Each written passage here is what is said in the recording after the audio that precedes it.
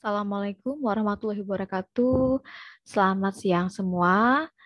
Oke, hari ini kita masuk pertemuan ke-14 ya. Nah, ini adalah pertemuan terakhir sebelum kita menjalankan UAS. Nah, untuk materi yang terakhir ini akan membahas mengenai problema dan model graf di dalam metode Grady. Oke, langsung saja saya mulai. Pengertian graf. Oke, graf ya, ini merupakan cabang matematika yang dapat diterapkan dalam kehidupan sehari-hari, di mana teori graf ini dapat memecahkan banyak masalah yang ada. Ini pengertian menurut Ramadan. Graf sendiri ini bisa digunakan untuk bermacam-macam disiplin ilmu dan kehidupannya sehari-hari. Selain itu, graf juga bisa digunakan di berbagai bidang seperti kimia, ekologi, genetika, olahraga, transportasi, kartografi, dan jaringan komputer, di mana fungsinya adalah untuk memodelkan masalah. Ini adalah pengertian menurut Didi Haryono dan Soraya serta Rahadi. Oke, untuk permasalahan sendiri yang akan dibahas ya. Ini ada 4. Yang pertama adalah traveling salesman. Yang kedua itu adalah permasalahan pencarian pohon rentang minimum atau biasa dikenal dengan istilah minimum spanning tree problem. Yang ketiga ada permasalahan pet minimum atau shortest pet problem. Dan yang keempat adalah coloring ya atau pewarnaan. Oke, kita bahas yang pertama yaitu traveling salesman. Apa tujuannya? Tujuannya adalah untuk menentukan waktu perjalanan seorang salesman ini seminimal mungkin. Nah, untuk permasalahannya sendiri, ini bahwa setiap minggu sekali, ya, ini seorang petugas kantor telepon berkeliling untuk mengumpulkan koin-koin pada telepon umum yang dipasang di berbagai tempat. Ia berangkat dari kantor, ya, kemudian mendatangi satu demi satu telepon umum tersebut sampai nanti akhirnya kembali lagi ke kantor.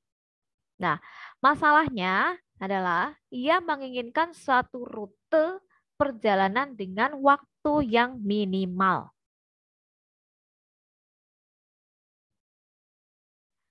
Nah, untuk model grafnya sendiri kurang lebih seperti ini. Ya. Jadi di sini ada kantor pusat, ini disimbolkan pada simpul 1, sedangkan telepon umumnya ini ada 4, disimbolkan pada simpul 2, 3, 4 dengan 5. Ya. Di mana setiap ruasnya ini menunjukkan waktu. Ya, yaitu perjalanan antara dua buah simpul. Nah, bagaimana untuk menyelesaikannya? Nah, untuk menyelesaikan masalah ini, yang pertama yaitu dimulai dari simpul yang diibaratkan sebagai kantor pusat, yaitu simpul 1. Kemudian, dari simpul 1 ini dipilih ruas yang memiliki waktu minimal. Ya. Nah, setelah dipilih waktu minimalnya, kemudian kita melakukan pada simpul-simpul lain. Ya, tepat 1 kali yang nantinya graf ini akan membentuk graf tertutup. Ya, karena perjalanannya nanti akan kembali ke kantor pusat. Nah, dari soal ini maka bisa kita lihat ya. Nah, dimulai dari simpul 1, maka kita lihat ya jaraknya. Bisa dilihat paling kecil ya. Nah, ini yang kedua ya. 1 ke 2 yaitu 7. Kemudian dilanjutkan ya. Dari 2, nah, ini keempat ya. Dari simpul 2 menuju ke simpul 4 ya, itu nilainya 8 waktunya. Kemudian dilanjutkan lagi dari 4 ini menuju ke 3. Karena dia mempunyai waktu sebesar 8 ya. Setelah itu dari 3 kemudian menuju ke 5 sebesar 10 dan terakhir dari 10 menuju ke 1 ya, yaitu dengan nilai 12. Ya, karena berawal dari simpul 1 maka akan ditutup balik lagi ke simpul 1 juga. Nah, maka akan diperoleh seperti ini ya nilainya. Dan untuk grafnya itu menghasilkan graf tertutup.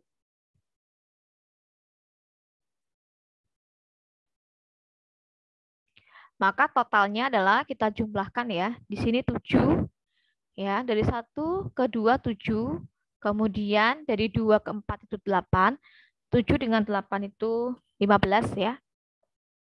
Kemudian ini dari 4 ke 3 8. Nah, 3 ke 5 ini 10, 5 ke 1 12. Ya, maka ini dengan ini saja sudah 20, 30, 30 dengan 15 45. Maka jaraknya ya, waktunya yang dibutuhkan adalah 45 menit.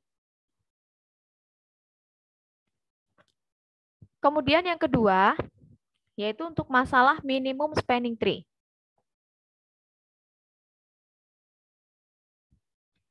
Nah, untuk mencari minimum biaya atau cost pada spanning tree, ini nantinya dari setiap ruas ya atau graf itu nanti akan membentuk pohon ya. Sedangkan untuk solusi dari masalah ini sendiri itu adalah dengan memilih ruas suatu graf yang memenuhi kriteria dari optimisasi yang menghasilkan biaya minimum. Ya. Sedangkan yang kedua itu penambahan dari setiap ruas pada seluruh ruas yang membentuk graf nantinya akan menghasilkan nilai atau biaya yang kecil. Ya, atau minimum cost.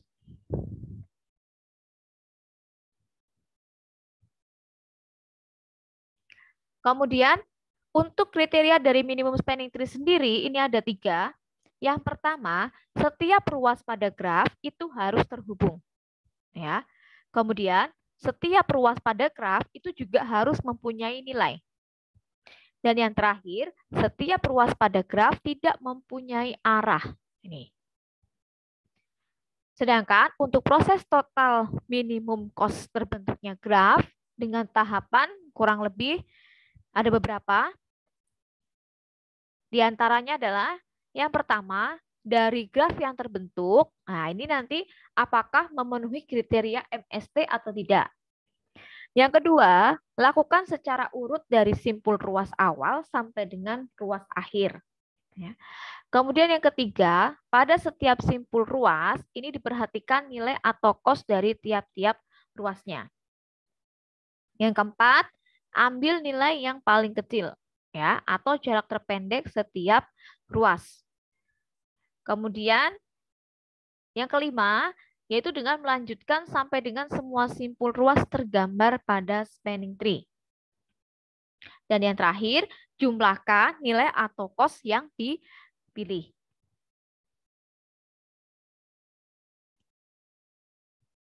Jadi ya perlu diingat ya, kriteria 3 ini, grafnya terhubung, grafnya tidak berarah. Tidak berarah berarti di sini tuh tidak punya arah ya, tidak ada tanda panahnya.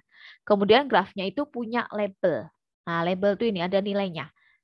10, 45, 30, dan sebagainya. Nah, di sini ada satu soal, diminta untuk menentukan nilai MST dari graf di atas, serta tentukan ruas atau edge yang membentuk MST ini sendiri. Nah, untuk tahapannya sendiri, ya, ini yang pertama, kita memilih edge ya, ruas 1 dengan 2. Ya, dengan cost-nya, biayanya itu 10. Ini, 1 dengan 2, yaitu dengan nilainya 10. Maka kalau digambarkan seperti ini. Ya. Kemudian dilanjutkan yang kedua, nah, kita memilih yang 2 dengan 6. Ya. Ini 1 dengan 2. Ya, karena sebenarnya ada banyak pilihan nih. 1 dengan 2, kalau 1 dengan 5 itu 45, 1 dengan 4 ini 30. Jadi yang paling kecil ini 1 dengan 2. Ya. Kemudian tadi 2 dengan 6. Nah, dari 2 ini kenapa pilihnya 6? Ya. Karena 2 ke 6 ini nilainya 25. 2 ke 5 ini nilainya 40 ya. 2 ke 3 nilainya 50 ya. Nih. Jadi yang paling kecil itu adalah dari 2 ke 6. Menggunakan nilainya yaitu sebesar 25. Nah, maka kalau dibuat seperti ini. Dari 1 ke 2, kemudian 2 ke 6. Selanjutnya kita pilih 3 dengan 6. Yaitu dengan kos biayanya 15. 3 dengan 6. Nah, ini. Kalau 3 dengan 2, 50. 3 dengan 5, 35. 3 dengan 6, ini 15. Maka yang dipilih adalah 3 dengan 6. Maka kalau dibuat seperti ini. Dari 1, dari 2 ya. 2 ke 6, kemudian dari 3 ke 6. Kemudian yang keempat yaitu 4 dengan 6. Nilainya 20. Kita perhatikan 4 dengan 6. 4 dengan 6. Ya. Ini kalau 4 dengan 1, 30. Kalau 4 dengan 6, ini 20. Ya, jadi lebih kecil yang keempat dengan 6. Maka, nah 4 dengan 6 akan berbentuk seperti ini. Ya. Kemudian yang terakhir, kita pilih 3 dengan 5. Nah ini, 3 ke 5. Ya, 3 ke 5 ini 35. Ya, kalau 2 ke 5 ini 40. Ya, kalau 5 ke 1 ini 45, 5 ke 6 55. Jadi yang paling kecil adalah 3 ke 5, yaitu sebesar 35. Nah, ya, 3 ke 5. Maka yang terbentuk adalah seperti ini untuk spanning tree-nya. Ya, tadi 1 ke 2, kemudian 2 ke 6, 3 ke 5, ya. Nih. Kemudian 3 ke 6, 4 ke 6. Maka kosnya itu nanti dijumlahkan. 10 ditambahkan dengan 25, tambahkan dengan 20, tambahkan dengan 35, dan terakhir 15. Totalnya adalah 105. Ya, ini untuk studi kasus yang minimum spanning tree. Kemudian yang ketiga itu adalah shortest path problem. Yaitu untuk menghitung jalur terpendek dari sebuah graf yang berarah. Nah, kriteria untuk permasalahan shortest path problem, ya ini agak sedikit berbeda dengan MST tadi. Kalau pada shortest path problem, ini setiap ruas pada graf harus punya nilai, ya tadi ada labelnya. Kemudian yang kedua, setiap ruas pada graf tidak harus terhubung, ya. Dan yang ketiga, setiap ruas pada graf harus punya arah. Nah, kalau tadi itu nggak punya arah nggak masalah. Kalau ini harus punya arah, ya. Nah, ini perbedaannya dengan tadi. Seperti ini. Jadi ada tanda panahnya. Kalau tadi nggak ada tanda panahnya, jadi bebas. Bisa dari A ke E, bisa dari E ke A. Tapi kalau di sini ada tanda panahnya. Jadi harus disesuaikan. Nah, di sini ada studi kasus ya. Diminta untuk menghitung jarak satu per satu sesuai dengan arah yang ditunjukkan oleh setiap ruas. Yang kedua adalah perhitungan dilakukan terhadap ruas graf yang memiliki jalur awal dan akhir. Nah, untuk menyelesaikan studi kasus pada shortest path problem, ini ada beberapa langkah. Yang pertama, ya, yaitu menyelesaikan jalur A menuju B. Ya, jadi dari A ke B ini bisa melalui berbagai macam cara. Yang pertama, A ke B langsung ini sesuai dengan panahnya itu punya nilai 50. Ya, maka A ke B itu 50. Selanjutnya, nah, ini A ke dari A menuju ke B ya, ini bisa melalui A ke C ya. Kemudian C ke D, D ke B. Nah, berarti A ke C ini 10, ya, C ke D ini 15, kemudian D ke B ini 20. Ya. Nih. Maka hasilnya adalah 45. Kemudian bisa juga ya, dari A ini ke E, ya. Ini A menuju ke E, ini 45, ya. Kemudian lanjutkan dari E ke D, yaitu 35. Kemudian dari D ke B, yaitu 20. Maka hasilnya adalah 100. Ya. Seperti itu.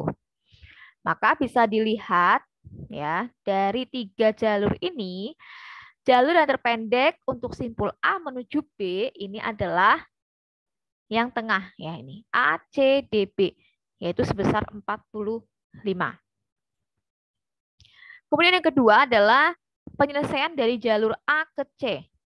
Nah, A ke C, di sini ada yang langsung bisa A ke C itu nilainya 10 ya. Kemudian bisa juga dari A ke B kemudian ke C. Ini sesuai panahnya. A ke B itu 50, B ke C itu 15 ya. Maka nilainya adalah 65. Selanjutnya bisa juga dari A kemudian ke B ya, itu 50. Kemudian dari B itu ke E. Nah, itu nilainya 10. Dilanjutkan dari E itu ke D, ini sesuai panahnya, nilainya 35. Kemudian dari D ke B itu 20 ya. Kemudian dari B ke C itu 15 ya, panjang. Ya. Maka nilainya adalah 130. Nah, yang terakhir ini bisa dari A menuju ke E. Ya, A ke E. Kemudian dari E ke D ya. E ke D ini berarti 35 ya, tadi A ke E 45. Kemudian dari D ke B. Nah, ini ada D ke B, itu berarti 20. Nah, kemudian dari B baru ke C, yaitu 15. Maka totalnya adalah 115. Nah, dari 4 jalur ini bisa kita pilih ya, yang terpendek yaitu dari A ke C dengan nilai 10.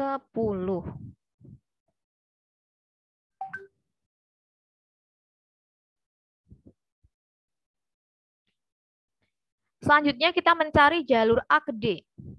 Ya, dari A ke D ini juga ada beberapa.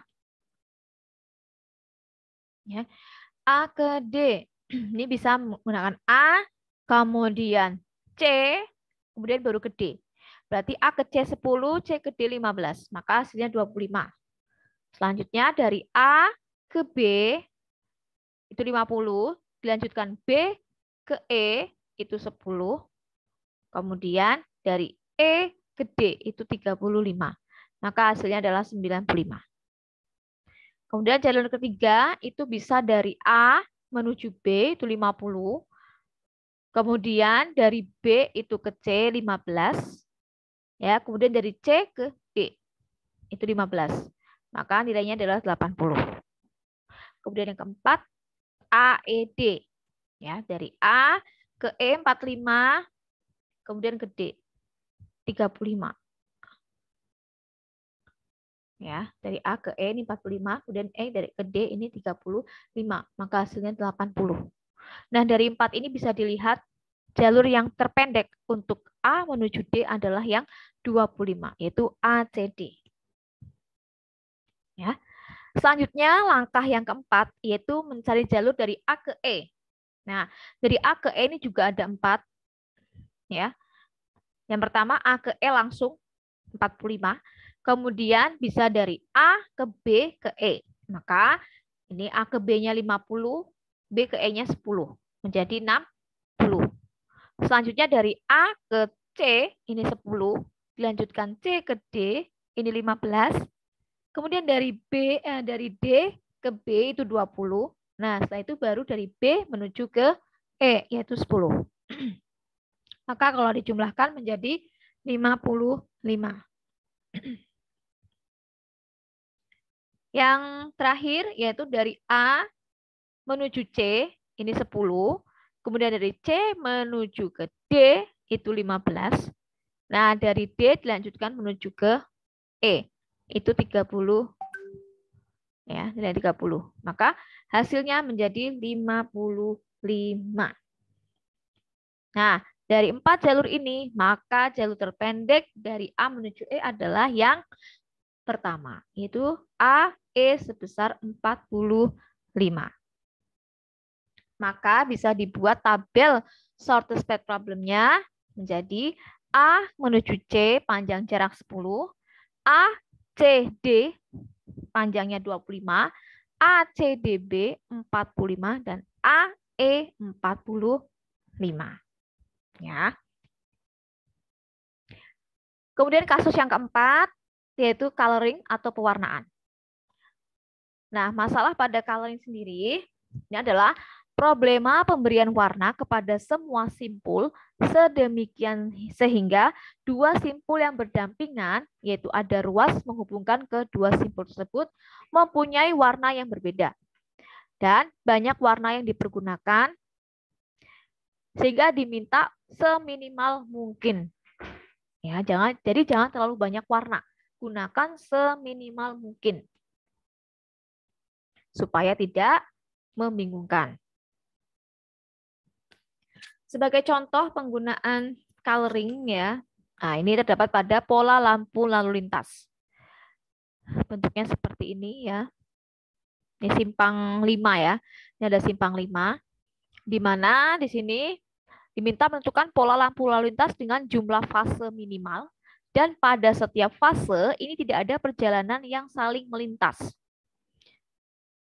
Di mana perjalanan yang diperbolehkan ini dari A ke B, ya dari A ini ke B sesuai panahnya, kemudian A ke C, selanjutnya A ke D, kemudian B ke C, B ke D, E ke C, dan E ke D. Ya. Nah, maka langkah-langkah untuk menyelesaikan masalahnya yang pertama yaitu diminta menentukan simpul dari perjalanan yang diperbolehkan. Ya, di sini adalah fungsinya untuk peletakan simpul bebas.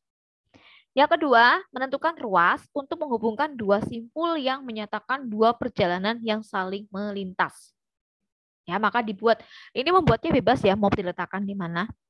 Nah, tadi ya sesuai dengan ini yang diperbolehkan ini A, B, AC, AD, BC, BD, EB, EC, dan ED.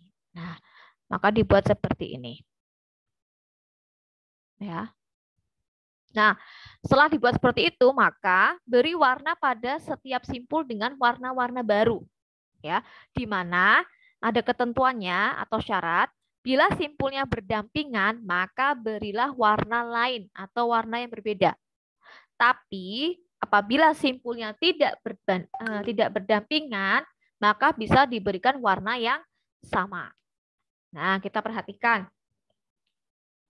AC dengan BD ini berdampingan ya. Maka warnanya harus berbeda. Ya. Nah, di sini diberi warna P, kemudian BD-nya di warna H. Ya. Ini ada garisnya ini kan berdampingan. Nah, kemudian P dengan EB ini juga dia ada penghubungnya. Nah, karena ada penghubungnya ya, maka tidak boleh warnanya sama. Ya, maka di sini P, di sini H. Ya. Nah, kalau seperti ini misalnya BD dengan EB. Di sini H dengan H. Apakah boleh? Boleh, ya. Karena tidak ada yang menghubungkan. Kemudian BD dengan EC itu juga sama, ya. Ini harus berbeda. Jadi di sini diberikan H, di sini M. Ya, karena ada penghubungnya. Kemudian kalau di sini AC dengan AD ini boleh sama seperti BD dengan EB karena tidak ada penghubungnya. Nah, ini AD dengan EC ini juga berbeda ya. Di sini P, di sini M karena ada penghubung. Begitu juga P dengan H. Nah, ini juga ada penghubungnya, maka harus berbeda. Nah, bisa kita lihat ya bahwa simpul AB, BC, dan ED ini tidak dihubungkan oleh suatu ruas. Jadi, untuk simpul tersebut tidak pernah melintas perjalanan-perjalanan lain. Dan simpul tersebut selalu berlaku lampu hijau. Ya, jadi AB, BC, sama ED ini selalu berwarna hijau. Ya, karena tidak ada yang melintas. Tuh. Nah, untuk pembagian masing-masing simpul warnanya tadi untuk putih berarti pada A, C, dan AD ya. Itu kita berikan simbol P. Kemudian H itu hitam pada BD dengan EB. Sedangkan untuk M itu merah yaitu pada EC. Nah, sebagai catatan sendiri, untuk pembagian simpul ini bisa berdasarkan simpul yang tidak langsung berhubungan ya. Kalau bisa seminimal mungkin. Dan bisa juga dilakukan dengan berbagai cara ya atau beberapa kemungkinan. Jadi tidak harus seperti ini. Ini hanya contoh saja. Ya. Nah, kemudian dari langkah kelima akan diperoleh 3 fase ya. Sehingga bisa disimpulkan keseluruhan situasi dan hasilnya dinyatakan seperti ini. Ada fase 1, jadi ada hijau, merah. Ya, hijau ini pada A, C, AD, AB, BC, dan ED. Merah ini pada BD, EB, EC. Fase 2-nya hijau ini pada BD, EB, AB, BC, dan ED. Sedangkan fase merahnya pada AC, AD, dan EC. Yang ketiga, fase hijau, fase 3 ini untuk hijaunya berarti pada EC, AB, BC, dan ED. Sedangkan untuk merah ini pada AC, AD, BD, dan EB. Ya. Ini untuk yang coloring. Ini untuk yang pertama. Contoh soal yang pertama. Nah, untuk yang kedua bisa juga kasus ini terdapat pada tabel penjadwalan ujian. Ya. Jadi misal ada tabel seperti di samping ini, ya. Nah, di sini ada 6 kolom. Nah, 6 kolom yang dilambangkan dengan huruf ya, ini A, B, C, D, E, F ya. Ini menunjukkan nama mata kuliahnya. Sedangkan 8 baris yang ditunjukkan dengan angka, nah ini menunjukkan mahasiswanya. Nah, untuk angka yang dilambangkan dengan 1, nah ini adalah menunjukkan mata kuliah yang diambil. Sedangkan 0 ya, yang ada pada tabel ini menunjukkan bahwa mata kuliah tersebut tidak diambil. Nah, yang jadi masalah di sini adalah ada mahasiswa yang mengambil 2 mata kuliah sekaligus. Ya. Nah, maka untuk tim pembuat jadwal ini diminta untuk membuat jadwal ujian yang sesuai supaya jadwal ujian mahasiswanya itu tidak terjadi bentrok. Syaratnya tidak boleh ada mahasiswa yang mengikuti 2 ujian pada waktu yang bersamaan. Ini. Maka cara menyelesaikannya adalah yang pertama menggambarkan simpul yang menunjukkan mata kuliah tersebut. Ya. Kemudian yang kedua, membuat ruas atau garis penghubung menyatakan ada mahasiswa yang memilih kedua mata kuliah itu. Dan yang ketiga adalah memilih simpul yang berwarna sama. Simpul yang berwarna sama ini nanti akan menunjukkan tidak ada mahasiswa yang mengambil mata kuliah tersebut secara bersamaan. Berarti bisa dijadwalkan pada waktu yang sama. Nah, maka bisa dibuat seperti ini untuk gambar simpulnya, ya. Jadi ada A, ya. Sini A, B, C, D, E, F, ya. Nah, ini bisa dijelaskan ya. Apabila terdapat 2 buah simpul yang dihubungkan oleh ruas, ya, ini berarti ada 2 buah simpul nih yang dihubungkan, maka ujian kedua mata kuliah tidak dapat dibuat pada waktu yang bersamaan. Jadi kalau menghubungkan ini tidak boleh sama.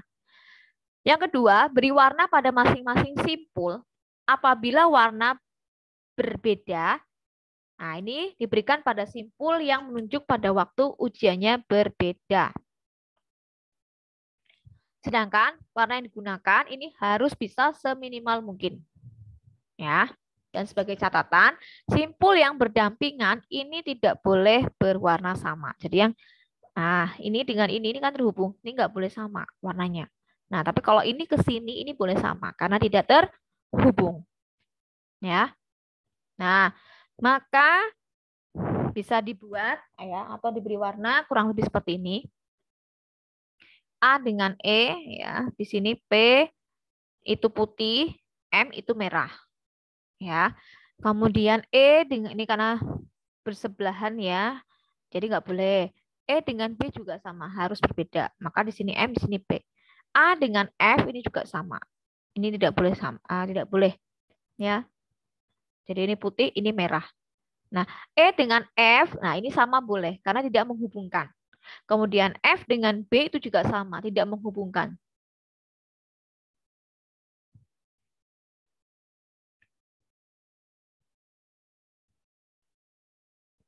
Ya. Kemudian ini yang B dengan C ini menghubungkan, berarti sini putih, sini hitam, hijau. Kemudian C dengan kemudian D dengan B ya. Nah, ini merah. Nah, ini kurang lebih seperti ini ya. Untuk graf dari penjadwalan ujian. Nah, penjelasannya di sini warna merah ini untuk simpul F, E, D. Sedangkan warna putih untuk simpul A dengan B. Dan warna hijau ini untuk simpul C. Ya. Nah, ini. Ya, karena dia berdampingan. Kemudian simpul C bertetangga dengan simpul B. Ya. Dan simpul D, nah, simpul D-nya ini merah, maka ya. Ini berdampingan dengan B dengan D, maka tidak boleh ada yang sama. Itu. Sehingga C harus diberi warna lain. Nih, ya. Jadi C ini bersebelahan dengan D dan juga B. Maka antara C dengan D itu nggak boleh sama, C dengan B itu juga tidak boleh sama. Tuh. Ya. Nah, maka untuk simpul yang berwarna sama di sini, itu artinya bisa dijadwalkan untuk ujian. Ya. Maka untuk simpul merah tadi untuk FED, simpul putih untuk AB dan simpul hijau untuk C. Ya. Dan sebagai catatan untuk posisi peletakan simpul ini boleh dilakukan secara bebas. Kemudian awal pemberian warna itu juga boleh bebas ya. Pertama kali memberi warna bebas mau dikasih warna apa. Tapi setelah pertama kali memberi, kemudian kita melihat ke samping-sampingnya. Ya. Itu tidak boleh ada yang sama kalau memang berdampingan ya, kecuali tidak ada hubungan. Nah, itu boleh. Kemudian penggunaan warna juga bebas ya.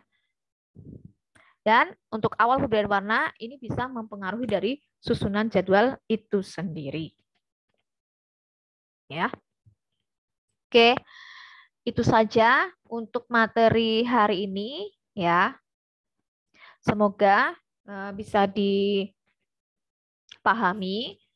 dan nanti kalau ada yang belum paham ya atau kurang jelas bisa ditanyakan. Dan ini adalah materi terakhir.